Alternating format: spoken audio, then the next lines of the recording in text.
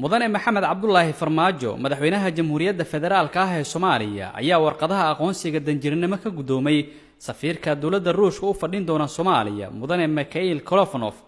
madaxweynaha iyo safiirka ayaa xarunta madaxtooyada ku qaatay kulan ay uga wada hadleen xiriirka labada dal iyo sidii loo sii xoojin lahaa. agaasimin ku-xigeenka warfaafinta iyo xiriirka warbaahinta ee madaxtooyada qaranka mudane cabdirashiid maxamed xaashi ayaa sheegay in safiirku uu madaxweynaha la wadaagay fariin uu ka siday madaxweynaha dalka Ruushka Vladimir Putin. madaxweynaha jamhuuriyadda federaalka ee Soomaaliya mudane maxamed cabdullaahi farmaajo ayaa maanta waraaqaha aqoonsiga danjiranimo ka gudoomay safiirka dalka Ruushka u fadhiyi doona jamhuuriyadda federaalka ee Soomaaliya mudane Mikhail Kolofanov.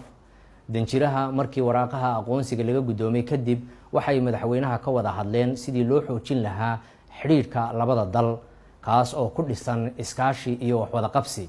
danjire Mikhail waxa uu madaxweyne maxamed cabdullaahi farmaajo u soo gudbiyay fariin uu ka sido madaxweynaha dalka Ruushka Vladimir Putin.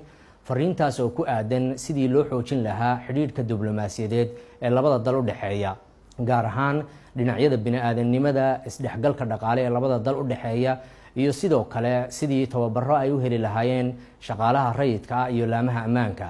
mudane cabdirashiid maxamed xaashi agaasimin ku-xigeenka warfaafinta iyo xiriirka warbaahinta ee madaxtooyada qaranka ayaa dhinaca kala sheegay in dawladda Ruushku ay muujisay sida ay lama taabtaan u tahay madax bannaanida iyo midnimada ummadda Soomaaliyeed.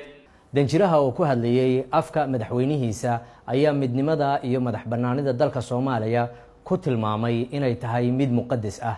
sidoo kale danjiruhu wuxuu sheegay in jamhuuriyadda federaalka ee Soomaaliya ay ku garab istaagi doonaan wixii ay uga baahato golaha ammaanka ee qaramada midoobay. ugu dambeyntiina danjiraha Ruushku waxa uu madaxweyne maxamed cabdullaahi farmaajo soo gaarsiiyay martiqaad uu madaxweynuhu kaga qaybgeli doono shirka Afrika ee ku qabsoomi doona Sochi sanadkan dabayaaqadiisa.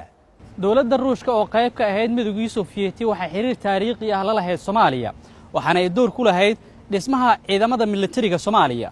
xilligan oo Soomaaliya ay sameynayso horumar la taaban karo, labada dawladood waxay dib u xoojinayaan iskaashigooda la xiriira dhinacyada amniga, dhaqaalaha iyo qodobo kale oo ka turjumaya danaha labada dawladood. Muxidiin Macalin Cabdulla, warbaahinta qaranka, madaxtooyada Soomaaliya.